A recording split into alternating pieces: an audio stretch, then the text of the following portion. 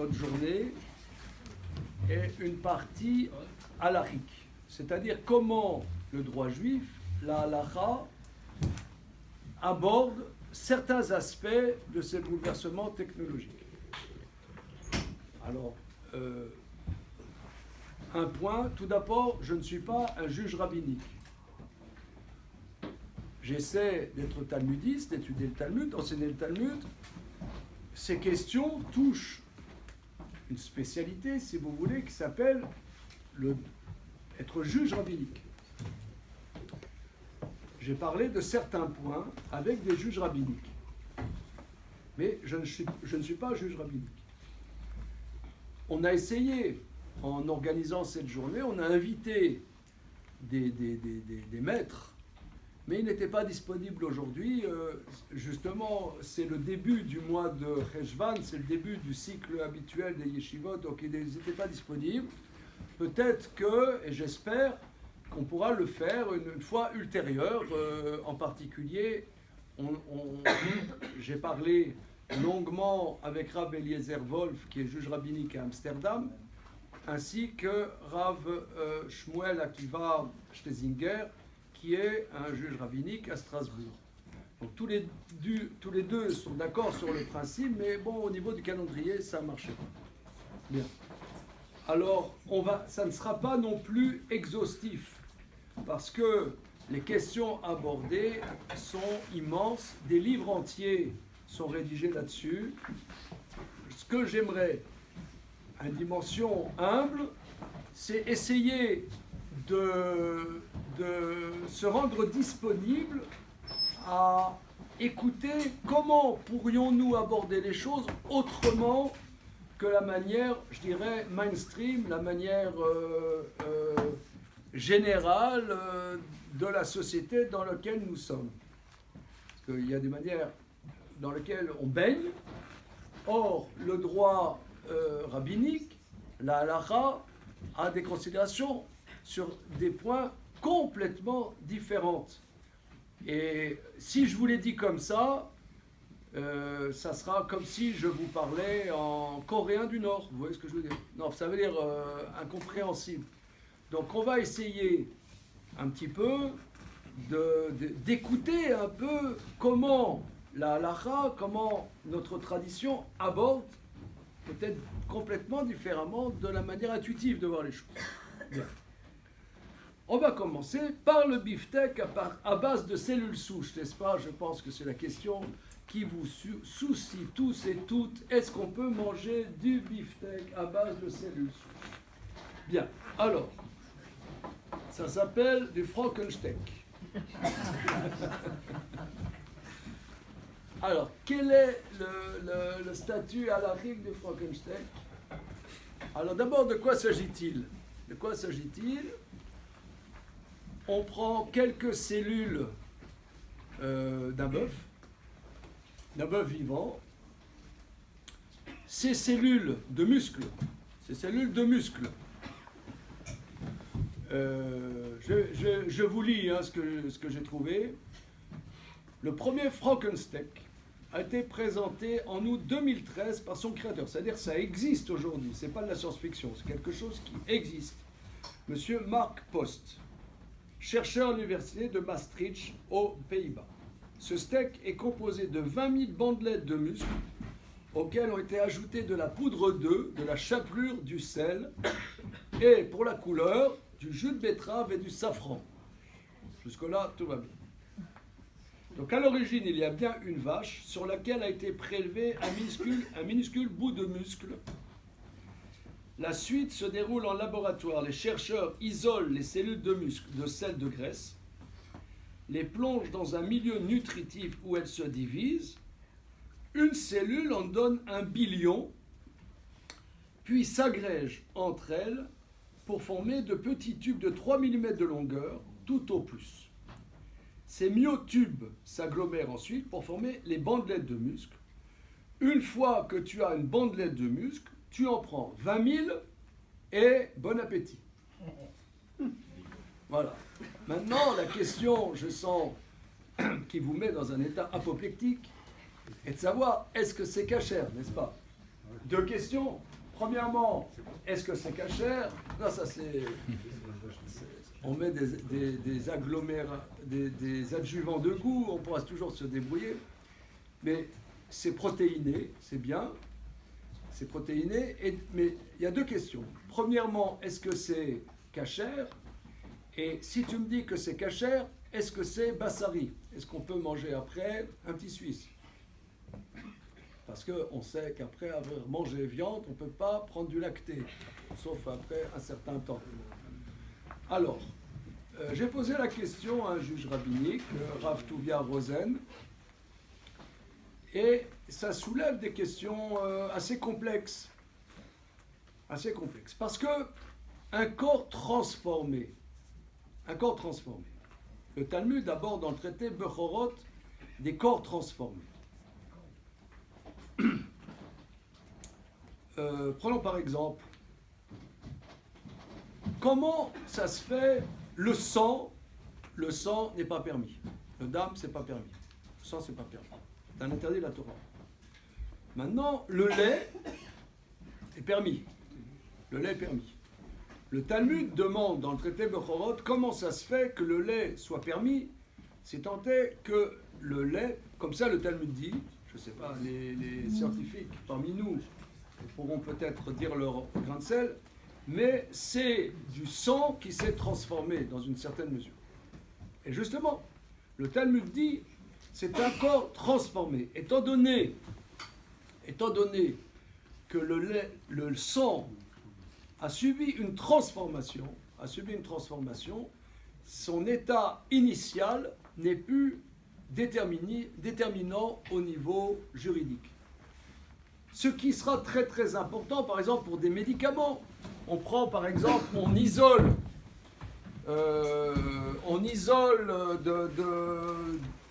d'un serpent une certaine molécule, et de cette molécule, on la développe et on fait quelque chose. Est-ce que ce produit dérivé du serpent, le serpent n'étant pas cachère, est-ce que ce produit dérivé sera cachère? Oui, parce qu'il y a une transformation structurelle de la chose. Il y a une dimension, une transformation structurelle. On voit ça dans le Talmud, les commentateurs qui nous disent, par exemple, vous avez dans du miel, vous avez des pattes d'abeilles. Est-ce que l'abeille n'est pas cachère? Est-ce qu'on peut se tartiner du miel avec des pâtes de miel? Je sens que ça vous donne envie. D'accord. Alors, qu'est-ce qui est la... Comment dire? L'os de l'abeille, comment ça on appelle ça? Le cartilage. Ouais, le squelette externe de l'insecte. Ouais. Là, n'a pas de goût. C'est pas un aliment. C'est pas un aliment, c'est comme de la pierre. La question n'est pas là. Mais la chair de cette abeille, qui a été dans un temps lambda dans le miel, s'est transformée en miel. Indubitablement, dans ton miel, il y a dû y avoir de l'abeille fondue. Mais, ça va? Non? Vous n'avez jamais posé la question? Donc, vous avez bien de l'abeille fondue. Mais cette abeille fondue s'est transformée en miel, parce que le miel a une capacité de transformer les cellules qui sont dedans en miel. Ça phagocyte les corps.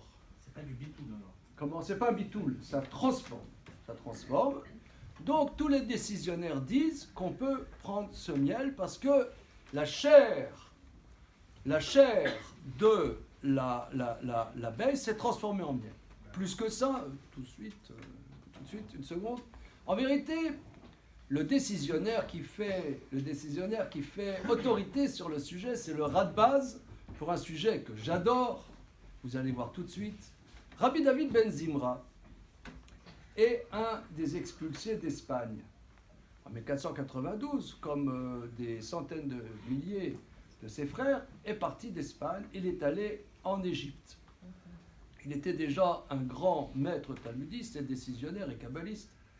Et là-bas, il a vu que les gens de la communauté juive, certains faisaient du commerce de momies. Et dans les mœurs de l'époque, quand on avait du rhume, on ne prenait pas de l'aspirine, mais prenait un morceau de momie. De momie. Le retour de la momie. Ouh. Donc c'est momie et judaïsme. Au pluriel. Alors. Donc ça c'est 16e siècle. Ouais. Donc ils prenaient des morceaux de momie contre le rhume. Évidemment, parce qu'il y a beaucoup, je pense que là, tous les scientifiques qui sont parmi nous en conviendront, il y a beaucoup de sels minéraux dans les momies. Donc c'est bon pour la santé. Mais la question, madame a déjà tranché la halakha. Est-ce que c'est kasher ou pas kasher? Alors maintenant, on sait bien qu'on n'a pas le droit de profiter, pas seulement qu'on n'a pas le droit de manger, on n'a pas le droit de profiter d'un cadavre. Mais ce cadavre a subi des transformations. Dans la momie, justement, qu'est-ce qui fait qu'une momie peut traverser les siècles et les millénaires? C'est qu'ils ont mis de la résine dedans. Cette résine a transformé la matière du corps de la momie en un mélange qui n'est plus la momie initiale, mais une transformation. Donc, le Radbaz, Rabbi David Ben Zimra, dit qu'on peut prendre des morceaux de momie. Mais oui, monsieur Hoffman, la momie est cachère. Je pense que ça, c'est un petit pas pour l'homme, un grand pas pour l'humanité. La momie est cachère. Alors maintenant, fort de ça, non mais s'il vous plaît, on est ici dans un centre talmudique. Ce qui est important n'est pas l'anecdote, bien que l'anecdote soit absolument rigolote, mais c'est l'analyse de la problématique. C'est qu'un corps transformé n'a plus le statut du corps initial. Ça, c'est très, très important. Oui. Et à partir de quel moment l'abeille, elle s'appelle du miel? Dès qu'elle tombe dans le miel? Non. Quand est-ce que ça va s'appeler que c'est du miel? Non, quand on voit bien qu'on ne voit plus la corporalité de l'abeille. Et si on voit encore ses pattes? Comment? En cas, voilà. Or ici, revenons à notre beefsteak de cellules. Le beefsteak n'est pas un corps transformé, mais c'est un corps dupliqué. C'est pas un corps transformé, c'est dupliqué. Donc il n'y a pas de transformation, c'est la même cellule qui s'est dupliquée, qui est clonée, si vous voulez, selon des processus que l'on sait faire aujourd'hui, qui sont classiques aujourd'hui. Alors, plusieurs questions vont se poser. Est-ce que ça s'appelle encore de la viande? Puisque au départ, tu as deux cellules qui ont été dupliquées, mais après, est-ce que ça s'appelle encore de la viande? Alors, le Rav Tuvia Rosen m'a dit que ça touche la question suivante. Aujourd'hui, beaucoup des salades, des tomates, sont faites pas à partir de la terre. C'est fait sur des solutions salines qui ne sont pas du tout dans le sol. Et à partir de ces solutions salines, on fait pousser des salades, des tomates, je ne sais pas, tout ce que vous voulez. Donc, la question que les décisionnaires se posent, une salade qui a poussé, ou alors c'est dans un milieu humide, mais ça pousse sur de la pierre. Je ne sais pas exactement comment, mais ça pousse sur de la pierre dans un milieu humide. Vous allez à la Cité des Sciences, il y a toujours des expositions sur ces sujets, sur les nouvelles technologies agronomiques. Donc ça pousse sur de la pierre. Nous savons, le Talmud dit, que sur une salade, on fait boré peri adama, la bénédiction avant de manger, on fait une bénédiction. Une salade qui pousse, ça pousse du sol, tu remercies Dieu qui a créé le fruit de la terre. Mais là, ce n'est pas le fruit de la terre, c'est le fruit de l'air, c'est le fruit de l'eau. Est-ce qu'on fait boré peri adama ou chez Hachem? Alors, lorsque notre grande fille était à Getsed, le grand maître de la halakha, un des grands maîtres de la halakha à Getzel, Rav Pessar Falk, lui, il dit de faire Sheakol. Or là-bas, dans le nord de l'Angleterre, tout est complètement de ce mode-là. Donc là-bas, à l'époque, je ne sais pas, à Getzel, comment ils font maintenant? Faites Sheakol? Ouais, d'accord. Alors, excuse-moi, comment?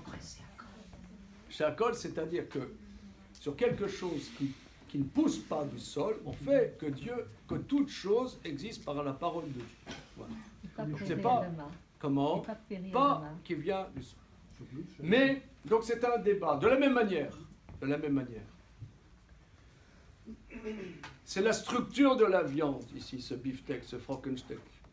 C'est une structure comme de la viande. C'est exactement la même. Même consistance, même particularité, c'est exactement de la viande. Mais ça vient pas, sauf deux cellules de départ. Maintenant, tu en as des millions et des millions. Donc, est-ce que ça s'appelle encore de la viande? Alors, il dit, ça dépend aussi du même sujet. Il y a des décisionnaires qui disent que la salade qui pousse hors sol, c'est de manière conjoncturelle, c'est hors sol. C'est anecdotique que c'est hors sol. On a réussi à faire une ruse que ça pousse hors sol.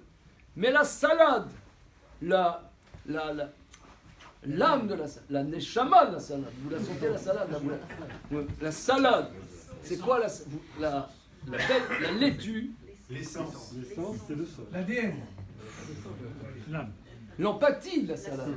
Ouais. Vous la sentez, la salade, elle vient du sol. Ah maintenant, toi, tu as réussi avec des technologies à faire une salade qui est hors sol. Mais ça ne change pas que c'est une salade. Donc il dit que c'est Boré Peri Adama, ça s'appelle fruit du sol, fruit de la terre. Il y a des décisionnaires qui disent que non. De la même manière, ici nous avons un beefsteak grand A, comme on a vu avec du safran et du jus de betterave. Voilà. Et ce steak, c'est de la viande, c'est des cellules musculaires. Cellules musculaires. Ça a les mêmes structures, finalement, que ce qui s'appelle de la viande. Ah, tu as réussi, par des technologies de pointe, de faire que ça soit hors d'une vache. Mais finalement, c'est la structure de la viande. Ça s'appelle de la viande. C'est le phénomène viande. Donc, comment... Ah, ça arrive. Donc lui, il me dit que ce décisionnaire, avec les discussions avec ses maîtres, il dit que ça s'appelle de la viande. Donc ce beefsteak, on n'aurait pas le droit de mettre une noix de beurre avec ce beefsteak. Voilà. D'accord. Là, on a le droit de manger. Ah, on n'en est encore pas là. Le suspense est horrible. Voilà. Est-ce qu'on a le droit de le manger? Alors nous savons bien ici, il y a deux problèmes aussi qui vont venir. C'est que pour manger de la viande, il faut faire l'abattage rituel. Or là, de la viande, tu l'as eu sans aucun abattage rituel. Et les premières cellules viennent d'un abattage rituel? Pas du tout, tu as une vache vivante.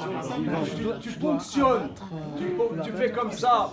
Tu laisses pousser ton ongle, tu prends 2 cellules de ta vache et tu fais ça.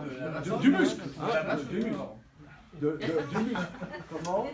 Du corps est en repos. Ah, alors regardez, ça c'est d'après l'analyse que mon maître propose, si c'est des cellules qui viennent du porc, le développement de ces cellules musculaires aura le statut du porc et sera prohibé. Maintenant, ça dépend des visions. Mais l'inverse, c'est pas forcément vrai. Comment?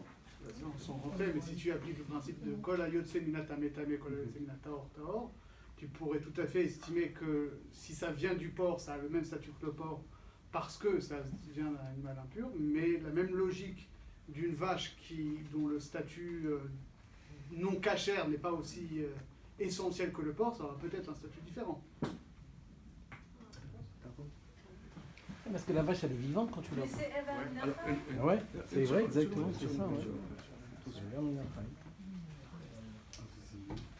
Ok, regardez, je vous ai dit, c'est pas exhaustif. Je n'ai pas... Il y a des mètres et il y a des décimètres. Ouais, donc, je m'estime... je m'estime un décimètre, d'accord? Il y a beaucoup de questions qui se posent. Est-ce que ça vient... Moi, je n'ai parlé avec un juge rabbinique que la question qui vient du bœuf. Alors, qui vient du porc, je n'ai pas analysé la chose. Il y a peut-être d'autres paramètres que nous pourrons travailler. Je parle du beefsteak vient de 2 cellules d'un bœuf vivant. Maintenant, le bœuf étant à l'origine un animal caché. Maintenant, la question. Mais pour manger de la viande, il faut faire l'abattage rituel de l'animal. Mais ça, c'est pour pouvoir manger, c'est pour pouvoir manger de ce qui vient d'un animal vivant. Pour manger d'un animal, il faut lui faire l'abattage. Mais là, cet animal, c'est pas un animal, c'est des cellules développées. Ces cellules développées, ce n'est pas un être vivant, c'est 2 cellules qui sont dupliquées. Ces cellules dupliquées, c'est pas un animal vivant. Un animal vivant, je n'ai pas le droit de le manger. Ça s'appelle Ever Minachai, un morceau d'un animal vivant tant qu'il n'est pas mort. Ça, c'est pour les non-juifs, mais pour les juifs, tant que je n'ai pas fait l'abattage rituel. Mais là, c'est pas je veux manger un morceau d'un animal vivant. C'est pas un morceau d'un animal vivant, puisque cet animal vivant, ça n'a pas de lien avec l'animal originel. C'est une duplication de cellules qui viennent. Est-ce que ça s'appelle Ever Minachai? Est-ce que ça s'appelle le membre? Est-ce que ça s'appelle le membre? Matilti, ça s'appelle pas un membre. Ça s'appelle pas un membre. C'est un morceau. C'est un morceau de quelque chose qui vient, certes, de quelque chose qui est de ce bœuf. Mais ce n'est pas les 2 cellules originelles. Donc ça ne s'appelle pas Ever Minachai, dit-il. Ça ne s'appelle pas le membre d'un animal vivant, puisque ce n'est pas le membre, c'est quelque chose qui a été finalement créé à partir de quelque chose. Donc ça ne s'appelle pas Ever Minachai. Shrita, ça ne veut rien dire, puisque là, ce n'est pas un être vivant, c'est quelque chose de statique. C'est quelque chose de mort, c'est ni vivant ni mort. C'est un objet, si vous voulez. C'est un objet comestible. Cet objet comestible n'est ni Ever Minachai, ni nécessite Shrita. Voilà, je vous ai rapporté ce que des décisionnaires disent sur ce Donc beefsteak. il dira que ce sera permis, mais bassari. Ça sera permis, mais pas permis et bassari. Les 2 cellules musculaires avec mon oncle, je peux les manger directement. Ça serait Et en fait, C'est quoi la différence? Parce que je pars encore au produit, tel les cellules clonées ne sont pas identiques en termes d'identité aux cellules d'origine. Les cellules d'origine ne sont plus là, c'est un dérivé des cellules d'origine. C'est un dérivé des cellules. Pour reprendre, si vous voulez, je reprends ce que Rav Darmon dit. Pour synthétiser, ce ne sont pas les 2 cellules originelles. Ce que tu dis, comment tu t'appelles? Ce que Franck dit a raison. Si j'enlève la peau du bœuf, là je fais une petite anesthésie parce que sinon il y aura des associations de protection des animaux qui vont me tomber dessus, attention. Hein. Alors, je fais une petite anesthésie, un patch Emla, un patch Emla. Ayant fait le patch Emla à la vache, je lui prends 2 cellules. Prendre ces 2 cellules, c'est prohibé, les manger. Ça s'appelle une partie d'un animal, manger une partie d'un animal quand l'animal est encore vivant. Mais je prélève ces 2 cellules. Ces 2 cellules, je les clone et je les duplique à l'infini. Ce ne sont plus les 2 cellules initiales. On aurait pu penser que ce sont des corps transformés. Ce n'est pas des corps transformés, c'est une duplication. Cette duplication n'enlève pas le statut viande, mais ce n'est pas Ever Minachai. C'est ça qui est intéressant, c'est que ça garde quand même le statut viande, alors même que c'est pas de la viande. La viande, c'est ce qui provient d'un animal mort. Alors, voilà. C'est-à-dire que C'est ça qui m'étonne. Oui. C'est pas tellement le- c'est-à-dire qu'en fait, C'est- formellement c'est de la alors- viande, mais ce n'est pas la même matière que la matière d'origine. Voilà. Formellement, c'est ça l'idée. C'est ça l'idée. Mais je vous dis, ça fait débat. Ça fait débat. Ça fait débat. J'ai posé la question à un juge rabbinique. Lui, comment C'est Rogatchover que l'on a fait demander ça. Ce n'est pas l'élément initial, mais c'est la duplication à l'identique de l'élément initial. Donc ça garde toujours la propriété, mais pas son statut juridique. En tant que c'est pas Ever Minachai, mais par contre c'est pas ça. Mais pourquoi Bon, ça c'est subtil. pourquoi on Hein. considère pas- C'est subtil. Regardez, c'est un des multiples sujets. Je vous lance ça pour vous donner matière à Mastiquer vous ça. nourrir, pour mastiquer. Voilà. Et où est-ce qu'on les trouve ces steaks? Je vous donne, j'ai l'impression que ça vous a donné, ça va creuser l'appétit. Alors, une seconde. Ça n'existe pas. Ça existe, mais ça coûte sûrement, je pense, $1 million. Pour l'instant. Si vous voulez, tout de suite, madame, tout de suite. Les personnes qui sont dans l'agroalimentaire s'investissent énormément là-dedans. Parce que si aujourd'hui, ça coûte, je dis, à vue de nez, $1 million, je ne sais pas, j'ai aucune idée. Mais ça coûte une fortune pour le faire. Ils l'ont fait, c'est ce que je vous ai dit, en 2013, il y a 4 ans, ils l'ont fait. Maintenant, le chercheur est peut-être rentré chez lui, il a dit, chérie, on a du beefsteak. Voilà. Donc, voilà. Donc ça, quelque chose qui pourrait se manger aujourd'hui. Sauf que ça n'a aucun intérêt, puisque ça coûte une fortune. Mais par contre, ils s'investissent énormément, parce que, et ça c'est un problème qui est la suite du débat de tout à l'heure, parce qu'on pourra développer ces aliments d'un nouveau genre et qui seront des solutions parce que manger de la viande, vous le savez aussi bien que moi, et c'est extrêmement difficile. Il faut élever un animal, et élever un animal, c'est un investissement colossal. Il faut l'élever, il faut le bichonner, il peut avoir des maladies, et ça dure des mois, voire des années, avant qu'il soit consommable. Et d'autre part, nous savons que ça pollue énormément. Il y a beaucoup de la pollution via des élevages. Donc, si on fait par cela, ça pourrait être une solution pour avoir des protéines sans passer par ce processus extrêmement contraignant qui s'appelle les élevages. Donc ça peut être une solution, comme on a dit tout à l'heure, on est dans une société de recherche des solutions aux problèmes. Ça peut être une solution, est-ce que ça créera peut-être d'autres problèmes? On en a discuté tout à l'heure. Mais en tout cas, c'est à vue de nez comment produire des protéines. Les protéines, c'est vital pour l'être humain. Manger des protéines, c'est vital. Certes, il y a des protéines végétales, mais vous aimez pas ça, je sens. Ah, ouais. Ça pose d'autres problèmes. Comment? Comment? Très bonne. Très bonne. Mais bon, alors en tout cas, si vous voulez des recettes Enfin, il y a de tout à- protéines végétales très bonnes, il y a le livre de recettes de mon épouse qui est en bas. En tout cas, ce étant, je passe. Mais disons que vous soyez, comment dire, que vous aimiez pas, que vous voulez absolument manger des protéines animales. Donc ça, c'est une solution qui est proposée, qui aujourd'hui existe, mais qui n'est pas viable économiquement. Peut-être qu'à terme, ça le sera. Ok?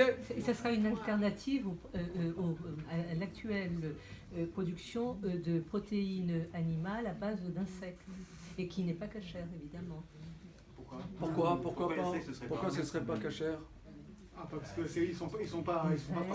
Oh là là, ouvrez-vous l'esprit un peu, là, comment dire, Bon, ok. Sauterelle, c'est caché. Regarde, ça c'est un premier sujet. C'est un premier sujet. J'aimerais aborder d'autres sujets, madame. Je voulais simplement vous dire qu'il y a aujourd'hui 1 milliard de personnes qui souffrent de famine. Ça pourrait être... Absolument, évidemment. Voilà. Absolument. Cette viande-là, elle serait, on pourrait la manger avec du lait. Non, je veux dire que non. Falk. D'après Falk, je ne sais pas, je n'ai pas posé la question. Ok. Regardez, la question est en chantier. Oui. Pourquoi vous n'avez pas accepté pour la viande nous a dit que c'était pas caché? Je ne sais pas, si vous voulez... Le genre, il est dupliqué, il garde le statut. Oui, si c'est de la même manière, on duplique à partir d'insectes. Mais je ne connais pas le processus. Moi, j'ai travaillé... des insectes. Voilà, C'est les mouches, c'est les gâteaux de mouches, c'est les gâteaux de verre, J'aimerais voir maintenant un deuxième sujet. J'aimerais voir un deuxième sujet. Bien. les poudres, c'est en Amérique. Il y a un point très important dans les technologies nouvelles. C'est la dimension, somme toute, virtuelle. Je prends un exemple. Est-ce qu'on a le droit de pirater un compte en banque et soustraire 10 000 € du compte d'autrui? Vous allez me dire, ce n'est pas permis, Guignol. Il faut répondre, non, ce n'est pas permis. N'est-ce pas? Je pense que ce n'est pas permis. Qu'est-ce que vous en pensez, Avigné? Vous n'avez pas donné la partie contexte. Comment? Vous n'avez pas donné tout le contexte. Le contexte, je vous souhaite d'avoir 10 000 € en crédit sur votre compte.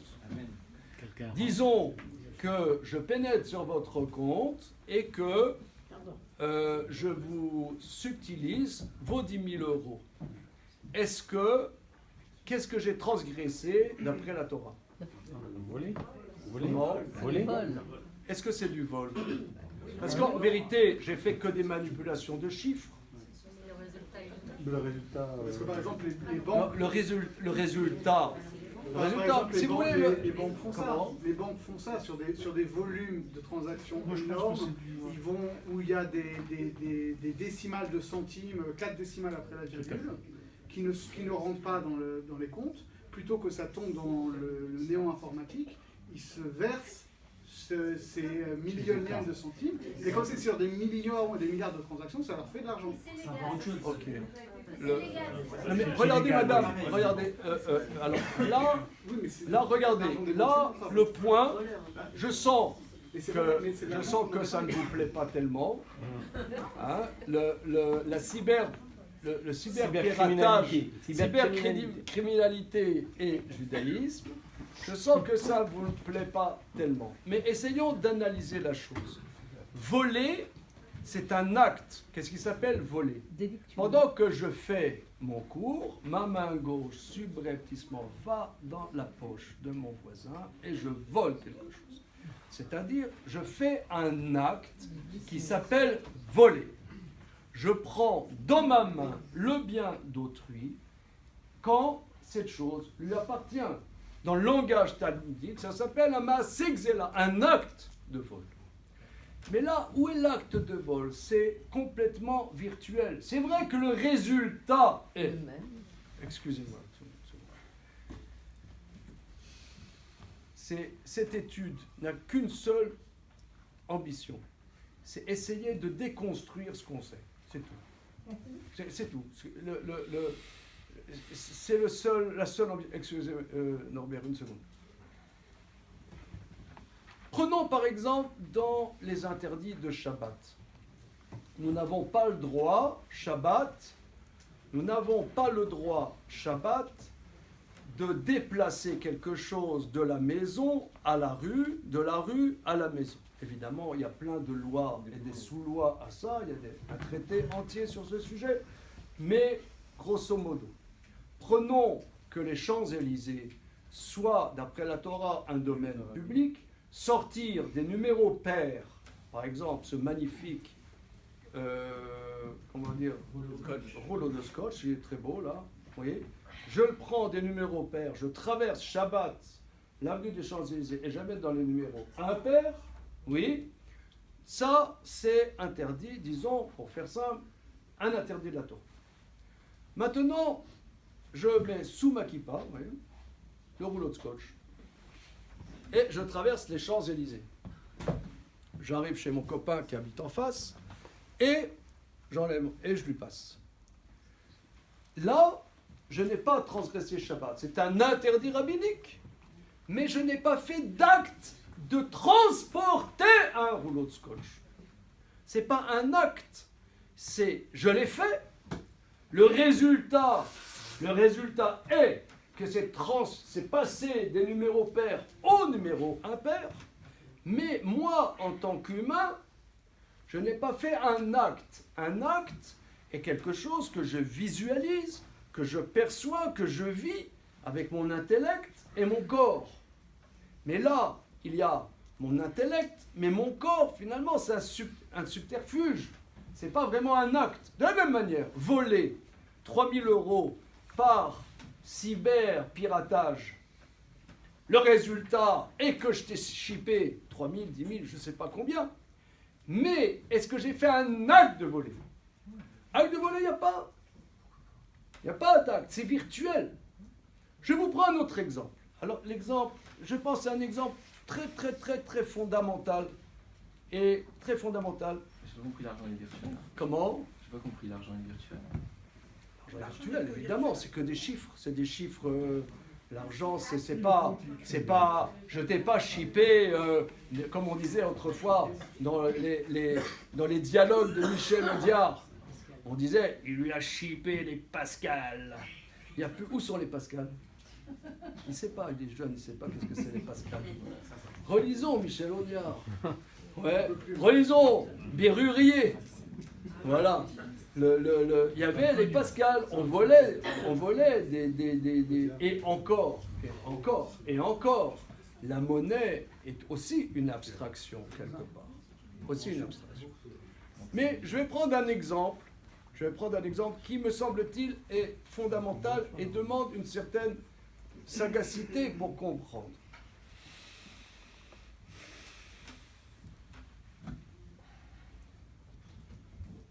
Une femme qui a ses règles a un statut, d'après la Torah, qu'elle est impure. N'est-ce pas? Dans la Torah, évidemment. Dans la Torah, il y a des statuts de pureté et d'impureté, qui ont des incidences multiples et diverses. Bien. Dans les versets de la Torah, c'est écrit comme ça, au sujet de l'impureté de Nida. Ita Isha. Donc je vous donne la référence, c'est dans le livre de Vaïkra, chapitre 15, verset 19. Ve'isha kitiye zava dam yezova bifsara shivat yamim tiye bedidat. Une femme, elle a un écoulement, du sang coule dans sa chair, 7 jours elle est impure avant d'aller au bain rituel. C'est écrit dans la Torah, Dam Yezova Bifsara.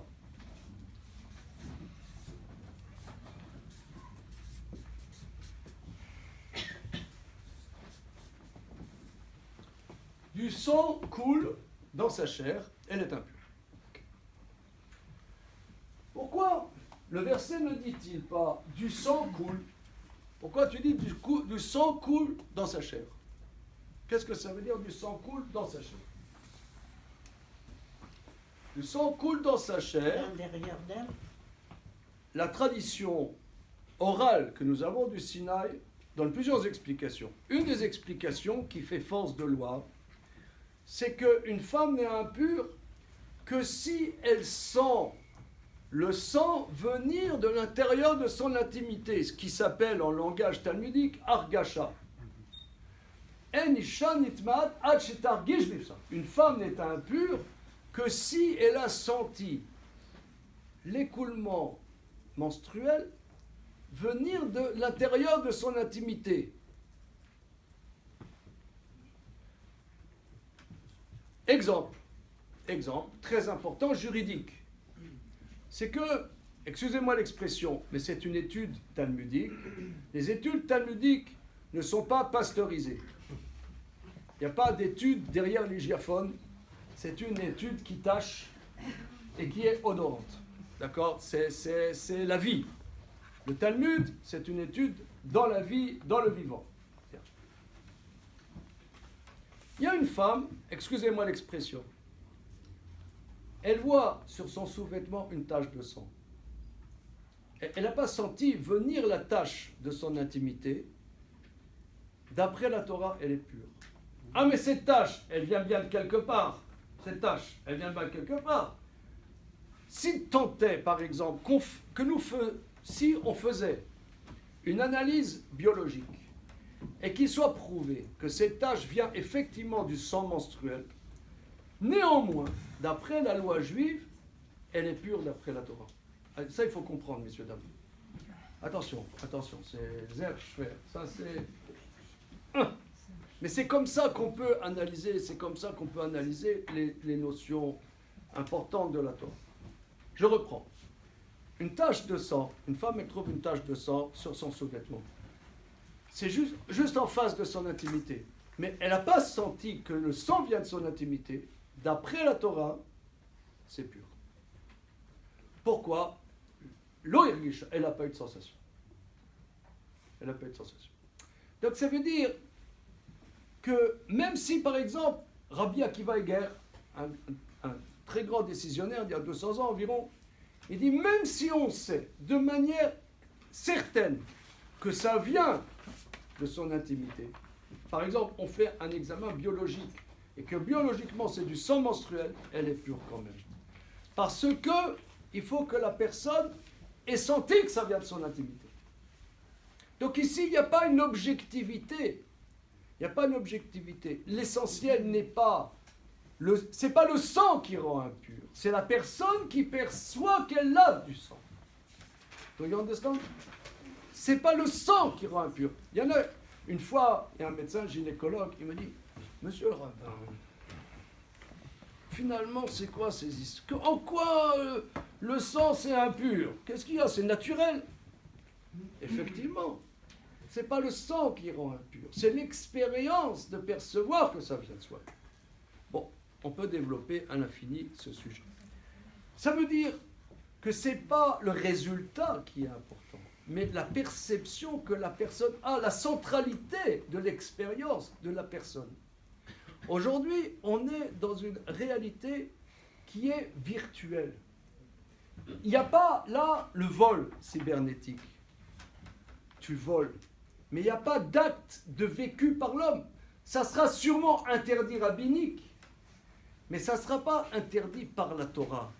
La Torah, elle te parle de choses que tu vis dans ton vécu. C'est extérieur à ton vécu. Prenons un exemple, plusieurs personnes m'ont parlé de ça. J'envoie un WhatsApp à un copain. Je dis, oh là là, cette personne, quel taré. Disons... un tel, c'est un taré de première classe. Et je me suis trompé, j'ai envoyé sur le groupe où il y a le taré.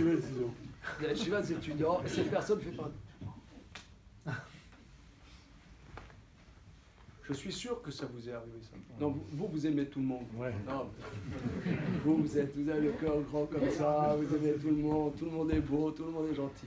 Mais je connais quelques personnes rares à qui c'est arrivé.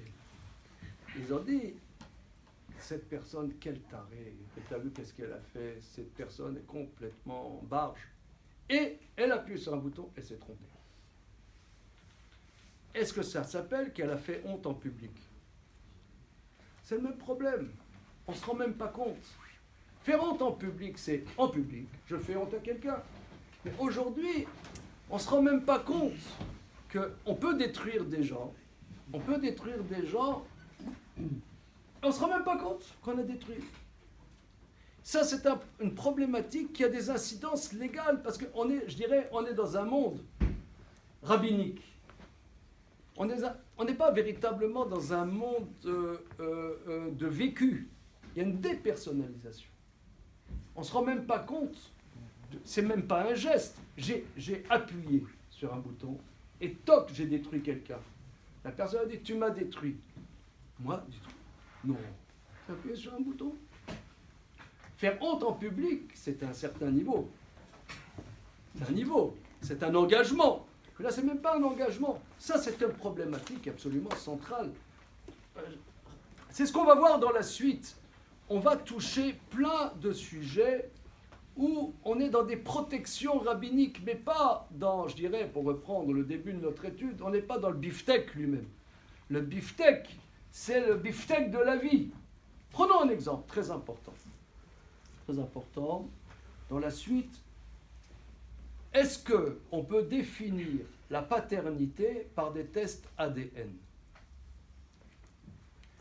Est-ce qu'on peut définir que quelqu'un est le fils d'un tel par un test ADN? Il y a beaucoup de lois qui dépendent de ça.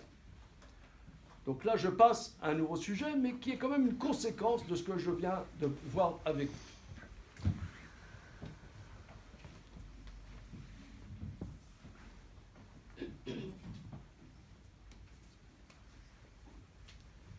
Prenons un exemple. Il y a eu, c'est des sujets en Israël, c'est arrivé moult fois, il y a un organisme qui s'appelle Zaka. Vous savez, en Israël, des organismes qui interviennent lorsqu'il y a des attentats, ils interviennent tout de suite. Bien. Maintenant, il y a un couple marié, et il y a eu 50 personnes qui ont explosé, et on ne retrouve plus les corps. On ne sait plus qui est un tel. Depuis qu'il y a eu cet attentat, le mari de Madame Lévy, appelons-la comme ça, le mari n'est pas rentré à la maison. Il a pris ce bus, on l'a pu rentrer. Donc il y a de grandes chances qu'il eût été dans cet autobus et qu'il soit un des cadavres. Mais on ne sait pas lequel, parce qu'ils ne sont pas... C'est triste, mais il n'est pas reconnu. Est-ce qu'un test ADN pourra définir c'est oui le monsieur? Avec les conséquences Qu'elle pourrait, ce étant, qu'elle pourrait se remarier. Parce qu'elle serait veuve. Tant qu'on n'a pas une preuve tangible de la mort du mari, elle ne peut pas se remarier. Est-ce qu'un test ADN sera une preuve? Ça, c'est un. Deuxièmement, c'est des questions que plusieurs personnes m'ont posées. C'est assez impressionnant, c'est pas qu'une personne. Il y a un jeune juif, il est allé avec une jeune juive, je sais pas, une fois, comme ça, un week-end. Ok. Je dis pas que c'est d'une cache-route, les Mahadrin, Mina Mahadrin, mais disons, la chose s'est faite. 3 mois après, coup de fil. Bonjour chérie, je suis enceinte de toi. Et l'enfant qui va naître, c'est toi le père, j'en suis sûr. Et donc, j'attends du fric. Il va naître et tu devras donc t'occuper puisque tu es le géniteur. Il dit, dis-moi, tu commences à me casser les pieds, de quoi tu parles, machin bidule, ok. Et il refuse de faire un test ADN à la naissance de l'enfant. D'après le droit français, un refus de test ADN est sous-entendu une reconnaissance. Parce que, d'après le droit français, s'il refuse de faire le test ADN, ça veut dire qu'il y a anguille sous roche et que tu as peur que s'il y avait le test ADN, il serait positif et que tu serais le géniteur. Bien. Mais disons, d'après le droit juif, d'après la halakha, disons que le test ADN était fait et que le test ADN prouve que c'est lui le géniteur, est-ce qu'il sera le père légalement d'après la halakha? Vous allez me dire évidemment oui, je le sens. Vous allez me dire oui. Mais la question se pose. La question se pose, qu'est-ce que le concept de paternité?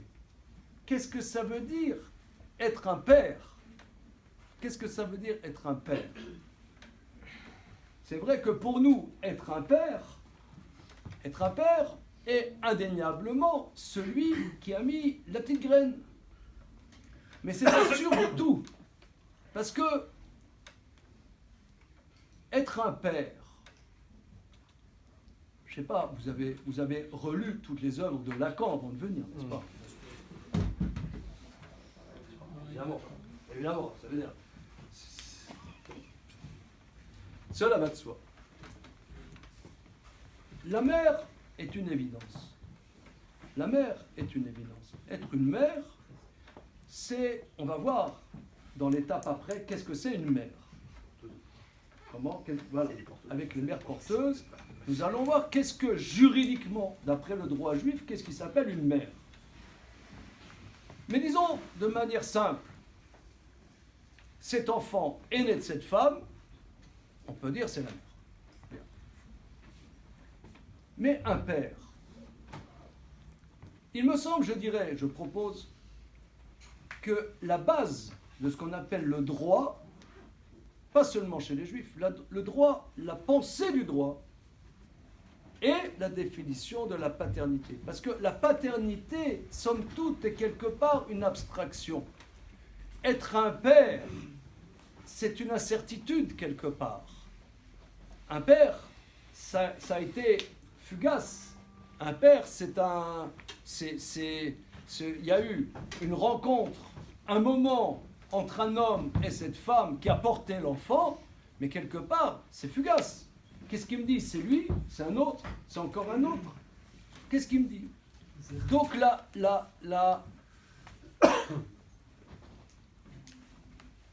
un père,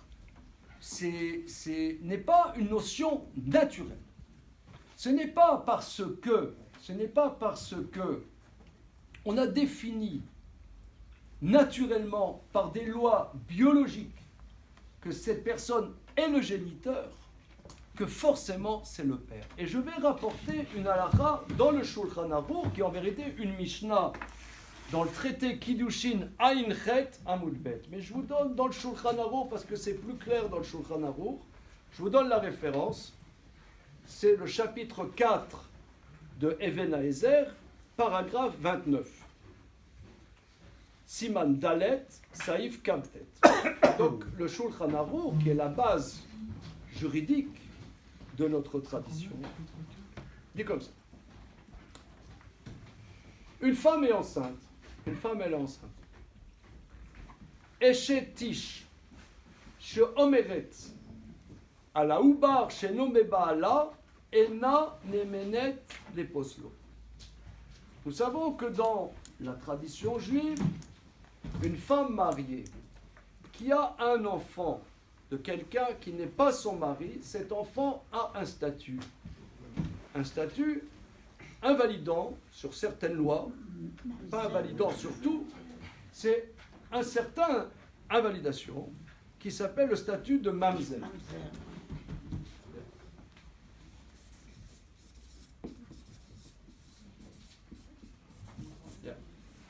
Il y a une femme mariée, une femme qui est mariée, elle a un mari. Elle dit au tribunal rabbinique, l'enfant qu'elle porte n'est pas de son mari. Donc ça veut dire, elle atteste qu'elle a eu cet enfant de quelqu'un d'autre que son mari. Sa parole n'a pas d'impact légal. A contrario, le mari est contre sa femme et dit, cet enfant que tu portes n'est pas de moi, le mari est juridiquement cru, cet enfant a le statut de mamzer. C'est une Mishnah, la base c'est une Mishnah d'Afayin Chet Amud Bet dans le traité Kiddushin. Donc ici, on est en face d'un paradoxe. On est en face d'un paradoxe, puisque la femme, elle sait bien qu'est-ce qu'elle a fait dans la vie. Elle sait bien qu'est-ce qu'elle a fait. Elle te dit, c'est pas de mon mari. Je te dis, madame, prenez un cachet d'aspirine, un Doliprane, maintenant prenez l'aspirine. Ouais, prenez un Doliprane, 1000. Et c'est tout. C'est la seule incidence de ces paroles. Bien qu'en vérité, c'est peut-être vrai ce qu'elle dit. Pour quelle raison dirait-elle cela? Au moins, prends un petit peu en compte ce qu'elle dit. Elle sait bien ce dont elle parle. Néanmoins, ça n'a pas d'incidence légale. Le mari qui n'était pas aux premières loges. Il dit, cet enfant n'est pas de moi, il est cru juridiquement. Il me semble qu'ici on a la définition, qu'est-ce que s'appelle la paternité? La paternité, c'est une parole, somme toute. La paternité, c'est une parole, c'est une capacité de dire je suis le père ou pas le père. Ce n'est pas une notion naturelle, parce que si la paternité eût été une notion naturelle, la mère aurait été crue, ou bien disons qu'elle n'est pas crue 100%, elle serait crue 60%. D'où la question, l'ADN est quelque chose finalement de muet. Ce n'est pas une parole. L'ADN, ce n'est pas une parole, c'est un test, c'est des calculs. Quelle est l'incidence légale, halachique, d'un test ADN? Alors j'ai posé la question à beaucoup de juges rabbiniques. Beaucoup parce que ça me trotte la tête, cette histoire. Moi, personnellement, j'aimerais dire, mais aucun juge rabbinique n'est d'accord avec moi, que ça n'a pas d'incidence du tout. Mais je ne veux pas faire le malin dans ce sujet. Il faut savoir, peut-être vous le savez, peut-être mieux que moi, qu'un test ADN est vrai à 99%, virgule 99%, si je ne m'abuse. Hein, monsieur? Hein? Il y a toujours un risque d'erreur. Un risque d'erreur, mais non infinitésimal. Absolument infinitésimal. Donc on pourrait dire qu'il n'y a absolument aucun doute. Aucun doute. J'ai posé la question à pas mal de juges rabbiniques pour avoir un peu. Ils me disent que c'est un peu plus que majorité. Un peu plus que c'est 60%, 70%. Qu'est-ce qu'il y a de plus? C'est-à-dire, ça a un impact à 70%, pas 90%. Mais ça veut dire quoi? Ça veut dire la chose suivante. Ta ta ta ta ta ta ta ta ta ta. Ouais. C'est mon côté Mr. Bean.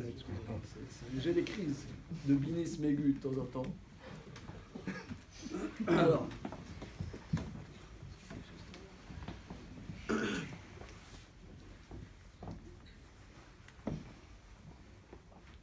Ça veut dire. Le Talmud dit que tout ce qui a trait à l'argent, la majorité, en général dans la Torah, la plupart des lois dans la Torah suivent la majorité. La plupart des lois dans la Torah suivent la majorité. Maintenant, prenons par exemple, là, il y a un ensemble, théorie des ensembles. Quand j'étais à l'école, ça s'appelait ça, on va faire des maths modernes. Maths modernes, théorie des ensembles. Il y a un ensemble avec une population. A priori, la majorité des gens qui viennent à un cours de Torah sont juifs. A priori. Maintenant, dans tout ensemble, il y a une majorité, une minorité. Est-ce que il y a quelqu'un qui sort de la pièce? A priori, il est juif ou il n'est pas juif? On va d'après le principe de majorité. Étant donné que la population, la plupart des gens ici sont à vue de nez juifs, parce qu'il n'y a aucune raison d'aller à un cours de Torah si on n'est pas juif. Donc il peut y avoir des gens qui ne le sont pas. Mais a priori, c'est la majorité. Mais tout ensemble est hétérogène. Ça n'existe pas un ensemble homogène. Il y a toujours une majorité, une minorité. Quelqu'un sort de là, a priori il est juif. C'est un morceau de viande qu'on trouve dans les boucheries, autour d'une boucherie, quoi. Ça, c'est pour certains impacts juridiques. Mais pour les lois qui ont trait à l'argent, la majorité n'est pas efficace. Il faut une preuve plus forte que la majorité. Donc, incidence. Reprenons. La jeune fille, elle a dit au type qu'ils étaient partis une fois en week-end ensemble. Il dit, voilà, l'enfant que je porte, il est de toi. Lui dit, je te connais pas. On dit, test ADN. On fait le test ADN est positif, c'est lui le géniteur. Incidence, il aura l'obligation majoritaire, on pourra définir que c'est le père selon la majorité. La Gemara d'Af Yud Aleph dans le traité Choulin dit que la paternité au niveau filiation va d'après la majorité. Rov Milot Acharabal, on va d'après la majorité, donc il sera considéré le géniteur par rapport à l'obligation de s'occuper de cet enfant. Mais elle qui demande une rente financière, c'est un impact financier. Il faut une preuve plus forte que la majorité. Il n'aura pas à payer de rente financière sur la seule base, parce que là, ce n'est pas une preuve 100%, c'est un peu plus que majorité, mais ce n'est pas une preuve suffisante dans l'impact financier. Do you understand? Yes? Comment? Ah. Je ne dis pas que c'est juste, mais il ne fallait pas faire de bêtises. Non, mais bon. Comment? Pourquoi vous dites ça? Non, c'est pas juste. Mais regardez, c'est très important votre remarque. Votre remarque est importante, c'est pas juste. Le droit halachique ne cherche pas à gérer la population. Le droit halachique cherche à analyser les situations. Le droit français, le droit allemand, le droit anglais est une gestion pour qu'il y ait une paix sociale. C'est tout à fait légitime qu'il y ait une paix sociale. Ça existe aussi d'autres préoccupations halachiques. Parfois. Tikkun Olam. Ok, il y a, mais ici, nous sommes plutôt dans une analyse de la justesse de la justice. Est-il le père? Est-il le père? Dire que c'est le père relativement à cela. On pourra dire qu'il a un statut de père, mais par rapport à cela, pas forcément. Ça, si vous avez entendu ça, nous sommes heureux. Nous vivons, si vous avez...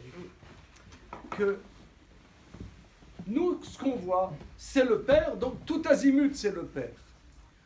Ça, c'est une vision naturelle des choses. C'est comme si les choses étaient naturelles. Mais la paternité n'est pas une notion naturelle. C'est une notion culturelle. C'est une notion, dirait Lacan, c'est une notion symbolique. Un père, c'est une notion, c'est une parole, c'est une notion symbolique. On n'est pas père par nature. Les animaux n'ont pas de père. Les animaux n'ont pas de père. On peut dire que si, dans un troupeau qui cherche à avoir des très très bons animaux, on va dire qu'il y a une traçabilité. Quel est le géniteur de ce poulain? On sait, ce poulain est le fils de tel cheval qui a gagné le prix de l'Arc de Triomphe l'année dernière, etc. Donc c'est un poulain prometteur parce que son père était. Mais quand on dit c'est son père, c'est un abus de langage, c'est son géniteur. Mais nous, ici, à vue de nez, nous sommes des êtres humains. À vue de nez. Si on est des êtres humains, il y a certes la dimension en nous animale, mais nous ne sommes pas qu'une dimension animale. Le concept de paternité est une dimension culturelle liée à une parole, pas liée à une naturalité et à des calculs mathématiques. Mais l'enfant, l'enfant, il est bien réel.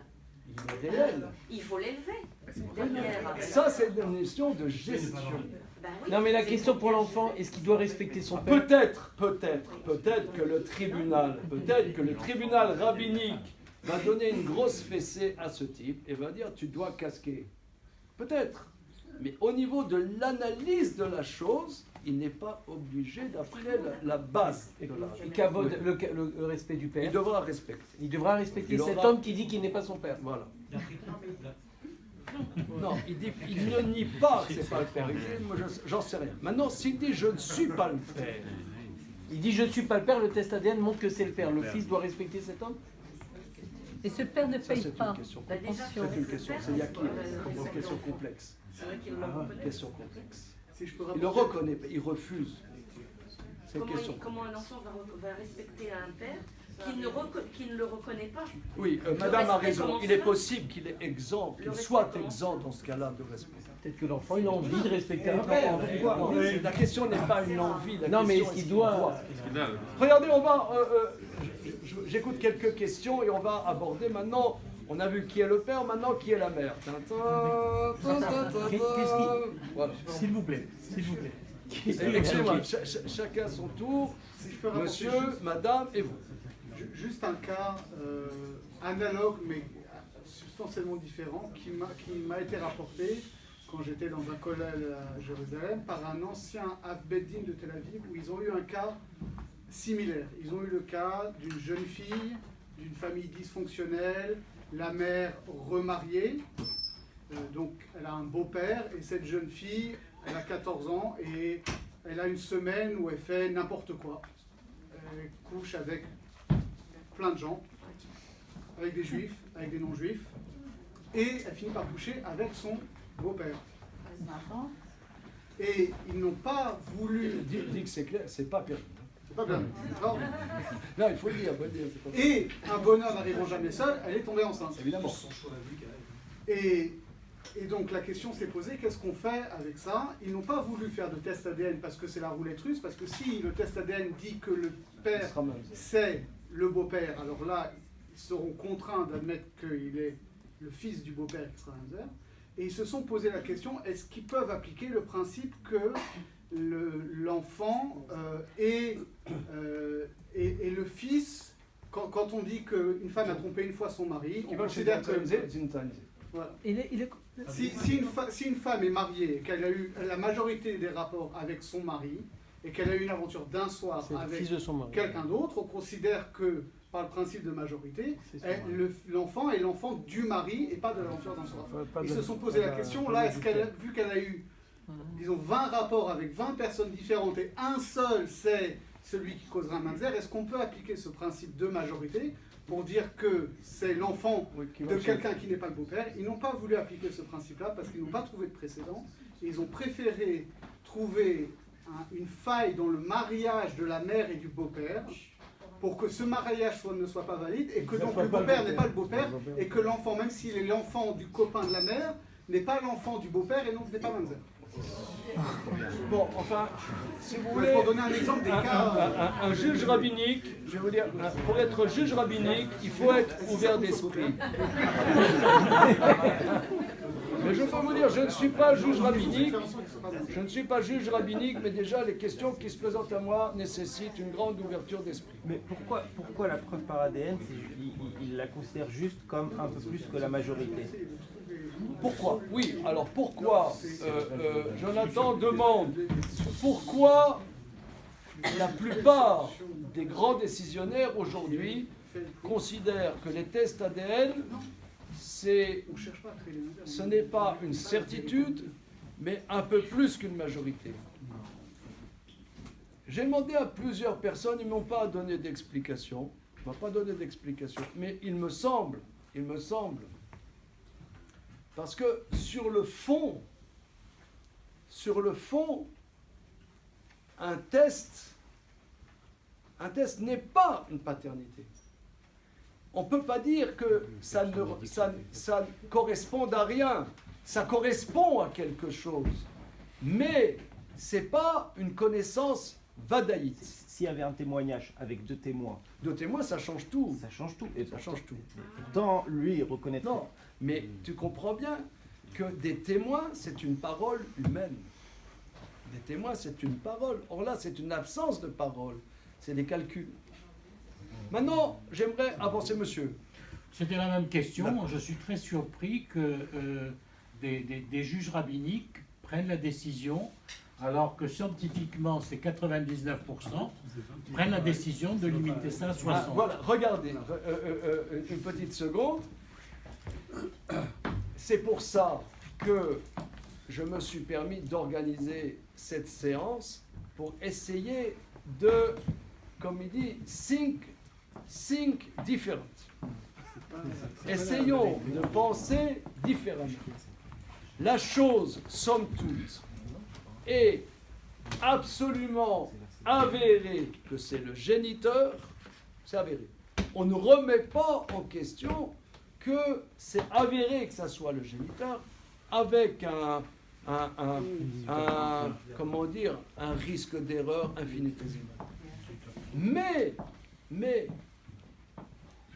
limiter la paternité à une certitude, une paternité n'est pas une certitude. Une paternité, c'est autre chose. Une paternité, c'est a priori une parole. Dire que ce n'est rien, c'est ridicule, puisqu'un test ADN est quand même quelque chose de fondé. Fondé, regardez, quand la Torah nous dit que pour beaucoup de lois, on va d'après la règle de la majorité. Ça, c'est des grands débats, et là, on touche à la splendeur de la pensée talmudique. La majorité n'est pas une connaissance positive, c'est un a priori. C'est un a priori. C'est pas une connaissance, la majorité. Je reprends, quelqu'un sort de la pièce. Quelqu'un sort de la pièce. Est-il juif ou non? La Torah nous dit, pour beaucoup de lois, à définir, sera des incidences pour certaines lois, pas pour d'autres lois. Mais en quoi ça nous renseigne la majorité? Je prends un autre exemple. Le Talmud nous dit que tu as 2 morceaux de viande cachère. 2 morceaux de viande cachère, et tu as un morceau de viande pas cachère qui tombe dans le plat. Tu ne sais plus discerner le morceau cachère du pas cachère. La majorité du mélange, c'est 2 morceaux cachères. Je prends un morceau... Bon, je ne rentre pas dans tous les détails. Mais ça, regardez, là c'est le plaisir talmudique. Ça veut dire, c'est des grands sujets. Les grands sujets, je veux dire en un mot, c'est quoi la réalité des choses? La réalité des choses. Comment savons-nous qu'une chose est ce qu'elle est? Il y a une dame, elle amène un enfant à l'école, elle l'inscrit à l'école Lucien de Hirsch en face, elle dit, voilà, j'inscris mon fils à l'école juive. J'inscris mon fils à l'école juive. Elle montre, je ne sais pas, sa carte d'identité, la carte d'identité du petit, le livret de famille, ok, c'est bon. Est-ce que nous pouvons affirmer que cet enfant est véritablement l'enfant de cette femme? Vous allez me dire, a priori, oui. Est-ce qu'a priori, l'a priori donne un statut juridique? Bah oui, sinon comment? S'il y avait une vraie... Tu as tout à fait raison. C'est ce qu'on appelle dans le Talmud chazaka ou majorité. C'est-à-dire, on peut dire la majorité des femmes. C'est pas tout à fait. D'accord. Parce que pour ton histoire d'ADN, c'est un rôle et pas de chazaka. C'est plus fort que chazoké. Rouba avec chazoké, rouba. Mais je ne veux pas faire de trop technique. C'est assez technique. Mais regarde. Je veux seulement qu'on ait de comprendre qu'est-ce que c'est la réalité. Qu'est-ce que c'est la réalité? Une dame inscrit son enfant, j'inscris mon enfant à l'école. Mais comment tu sais que c'est son enfant? Le Talmud dit, elle a inscrit son enfant, l'enfant grandit, il a 19 ans, ils sortent ensemble. Est-ce un inceste? Comment? Mais comment tu savais que c'était son enfant? Le Talmud dit, la loi est basée sur la notion de a priori. C'est a priori. De la même manière, l'ADN. L'ADN n'est pas une paternité. La paternité, comme j'ai dit tout à l'heure, c'est une parole. C'est ce qu'on a vu dans le Shulchan Aruch. Paternité, le père, c'est une parole. Il reconnaît son enfant. C'est mon enfant. Ou, à contrario, ce n'est pas mon enfant. Le test ADN n'est pas une paternité. Mais, c'est pas pire qu'un a priori. C'est a priori. Puisqu'un a priori n'est pas une vérité. Un a priori est un a priori. Mais toute notre vie, c'est un a priori. Toute notre vie, c'est un a priori. Mon papa, il m'a dit, mon papa et maman, ils m'ont dit, tu sais, mon chéri, on est juif dans la famille. Qu'est-ce que t'en sais? Qu'est-ce que t'en sais? Qu'est-ce qui s'est passé il y a 300 ans? Qu'est-ce qui s'est passé il y a 200 ans? On a dit, nos enfants, nos parents, Abraham, Yitzhak et Yaakov. On descend d'Abraham, de Isaac et Jacob. Voilà. C'est quoi des Juifs? Descendants d'Abraham, Isaac et Jacob. Mais qu'est-ce qui était il y a 300 ans? Qu'est-ce qui était il y a 200 ans? On n'en sait rien. Ça, comment on sait qu'on est juif? A priori. A priori. Donc l'a priori n'est pas une vérité, mais c'est a priori. Une paternité, c'est une parole. Un testament, c'est un a priori, fort. Mais c'est pas une parole. Parole, c'est une paternité, donc c'est un a priori. Donc c'est majeur. Bon, nuance. Ils disent, c'est une majorité forte. C'est un a priori fort. Un a priori fort, mais c'est pas 100%. Parce qu'une paternité, c'est une parole. Si nous avons... je vous dis, je ne vous demande pas d'être d'accord. D'ailleurs, moi, je ne sais même pas si je suis d'accord. Mais la question n'est pas d'être d'accord. La question n'est pas de penser que c'est comme ça et c'est pas autrement. Mais les maîtres nous enseignent que le droit juif est construit de cette manière-là. C'est sûr que pour nous, c'est assez choquant. C'est assez choquant. J'aimerais maintenant aborder un autre aspect, et nous allons conclure là-dessus, parce qu'il y a d'autres sujets, évidemment, mais j'aimerais conclure là-dessus. Maintenant, quel est le statut d'une maman? Comment disons-nous? On a dit un papa. Maintenant, c'est quoi une maman? Vous allez me dire, il est idiot celui-là. Une maman, c'est une maman. Qu'est-ce qu'il est un Michigokop celui-là? Comment? Il sort de son temps. Ah, alors maintenant, prenons la mère porteuse. Donc, il y a une fécondation in vitro d'une dame qui, donc, donne une ovule qui est fécondée par la semence masculine. Et cet ovule fécondé, donc il est fécondé à un certain moment de développement cellulaire, on prend cet embryon et l'on met chez une deuxième femme.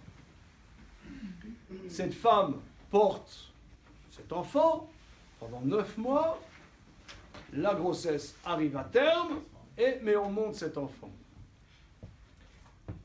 Juridiquement, je parle juridiquement, d'après le droit juif, qui est la maman? Qui est la maman? Dans le droit français, c'est quoi? Je sais pas. Droit français. Madame. Celle qui reconnaît l'enfant. C'est celle qui est donnée. Dans le droit français. C'est interdit. Non, c'est pas interdit. Bah écoutez, mère porteuse. Qui est. Mais c'est interdit en France. Une seconde. Avant de répondre, c'est quelque chose. Il peut y avoir PMA. Ah, c'est bon, droit de trouver les cancres. Il peut y avoir un couple qui reçoit un ovocyte. Et dans ce cas-là, le droit français considère que la mère, c'est celle qui a donné. Non, celle qui a porté l'enfant. Dans le cas de PMA d'un couple marié, par exemple, stérile, marié, avec don d'ovocytes. Mais là, c'est pas. Oui, c'est don d'ovocytes. Là, c'est autre chose. Là, c'est la mère porteuse. C'est exactement la même chose. C'est seulement juridiquement que c'est pas la même chose. Mais théologiquement, c'est la même chose. C'est son enfant qui apporte ça. Et là, en l'occurrence, c'est pas son ovocyte, c'est pas son ovule. pour le moment, c'est la mère. C'est la mère porteuse, Une autre bien femme que. qui porte. C'est celle qui accouche. Bien que. Oui, non, étant oui. extérieur. Ce que dit monsieur, ça c'est une protection de la population. C'est pour que les personnes ne soient pas des esclaves d'autrui. C'est pas une question analytique. C'est pas que ça. C'est pas que ça, parce qu'à partir du moment, comme dit Norbert, à partir du moment où un couple stérile, la femme n'a pas d'ovule, elle prend des ovules d'une autre femme pour avoir un enfant à elle. Et c'est un l'enfant du couple. Donc on ne peut pas dire qu'une femme qui n'a pas d'ovocytes, qui se fait donner des ovocytes, est la mère, mais à l'inverse, un couple qui déciderait de donner ses ovocytes pour le faire, pour qu'une autre femme soit enceinte, ce serait la femme qui a donné les ovocytes qui est la mère. Sauf si on dit que ça dépend que de la parole. Sauf si on dit que ça dépend, voilà, ou de qui donne l'argent. D'accord. Voilà. En tout cas, au niveau analytique, indépendamment des problèmes de protection de la population, parce qu'effectivement, il pourrait y avoir des personnes esclaves ou soumises à d'autres, ou exploitées par d'autres, pour porter ce que des gens nantis aimeraient arriver à leur fin et demandent à quelqu'un d'autre moyennant argent. Donc ça, une question de protection de ces femmes. Mais nonobstant cela, au niveau analytique, alors au niveau analytique, il y a évidemment des débats, il y a des grands débats. Des grands débats, est-ce que c'est la personne qui donne l'ovocyte ou c'est la personne qui porte? Il me semble qu'il ressort de la plupart des enseignements classiques qu'est-ce que c'est une mère? Je vais rapporter ici 2 enseignements. Une mère, c'est la personne qui porte l'enfant. Il y a 300 ans, un grand maître qui s'appelait Rabbi Tzvi Ashkenazi, ce qu'on appelait au nom de son livre qui s'appelait le Chacham Tzvi. Le Chacham Tzvi était un grand talmudiste. Si je ne m'abuse, il est né à Lemberg, à Lviv, aujourd'hui c'est en Ukraine. Il est allé étudier à Salonique, en Grèce. Il est allé à Salonique, étudier à Salonique. Et après, il était maître dans plusieurs grandes communautés. Le plus célèbre était sa présence à Amsterdam, puisque son voisin à Amsterdam était Rembrandt. Et Rembrandt a fait un tableau du Chacham Tzvi, un portrait de son voisin. Il avait un voisin, monsieur le rabbin, Oberrabbiner Ashkenaz. Et j'ai appris récemment que le père de Rembrandt était juif. C'est pour ça qu'il était en train de peindre tellement de juifs. Simi, est-ce qu'on a fait un test ADN?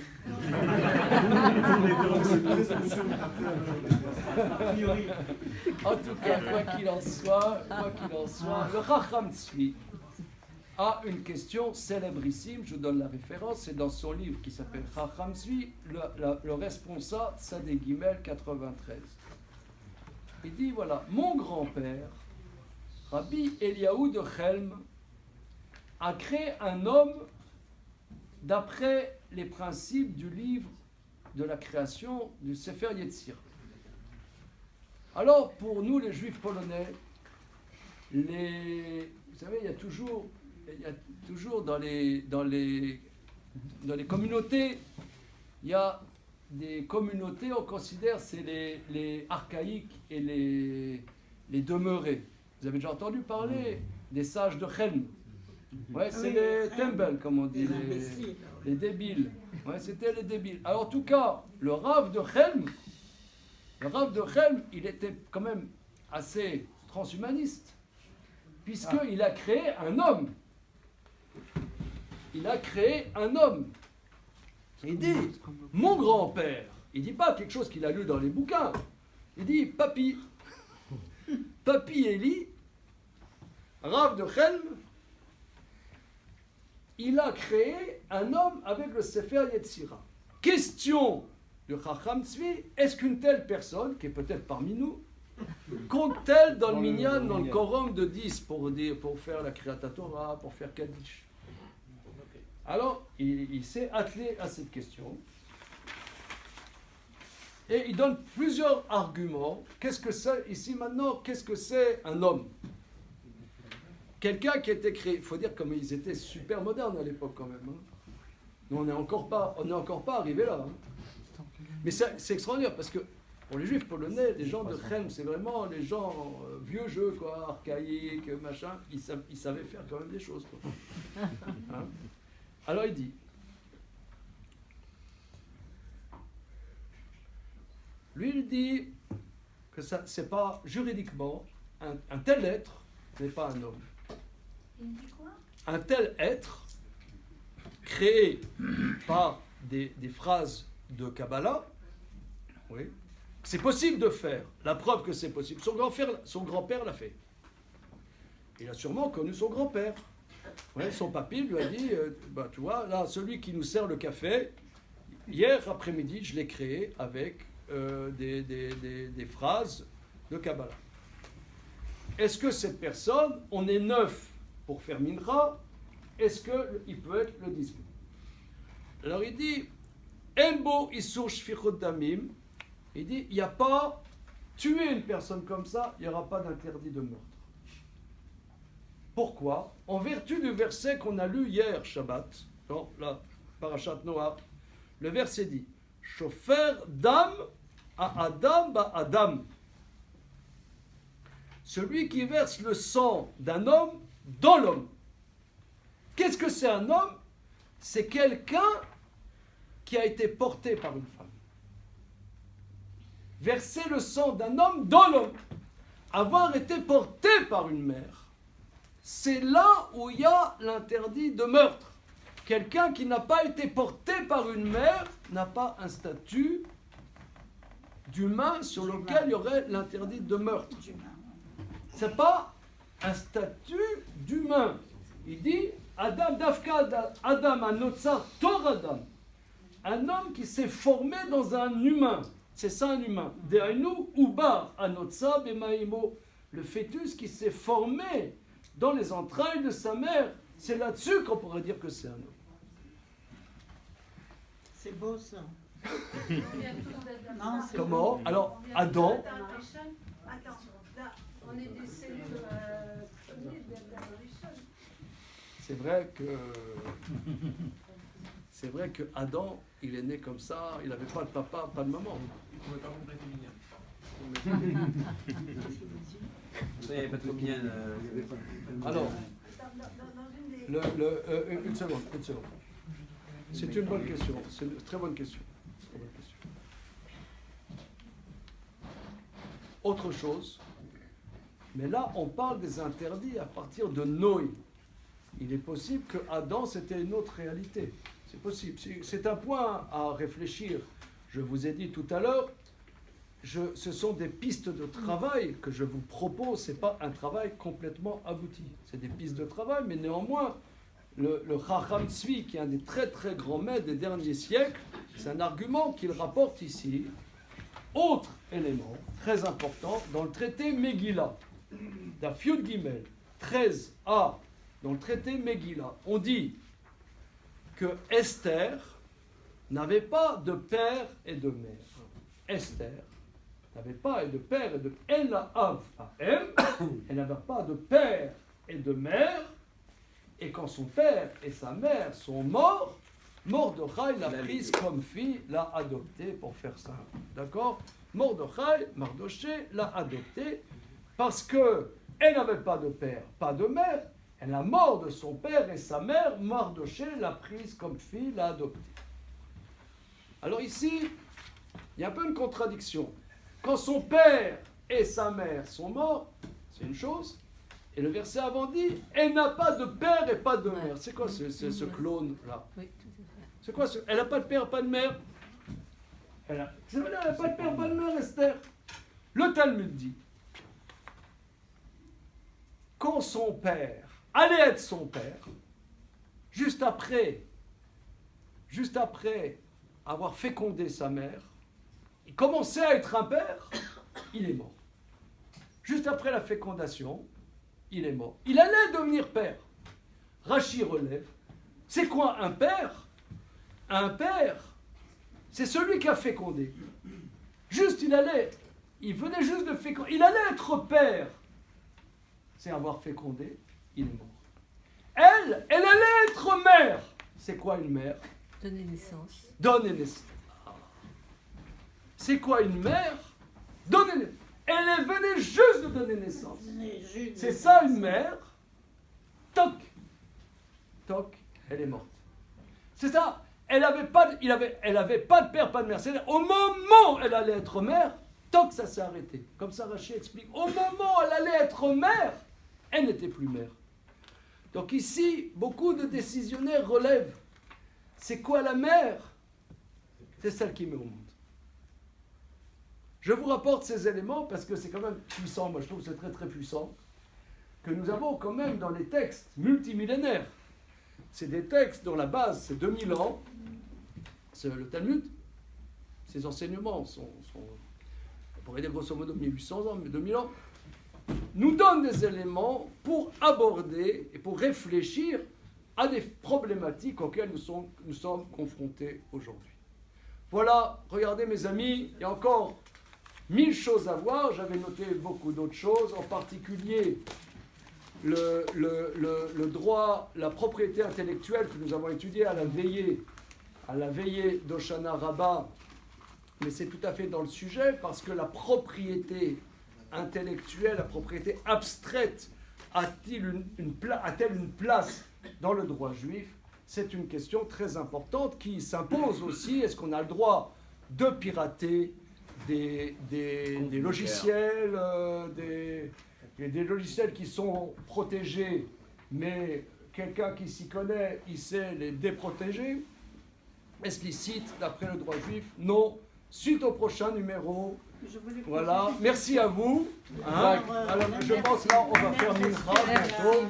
Merci à vous et on a passé une super journée.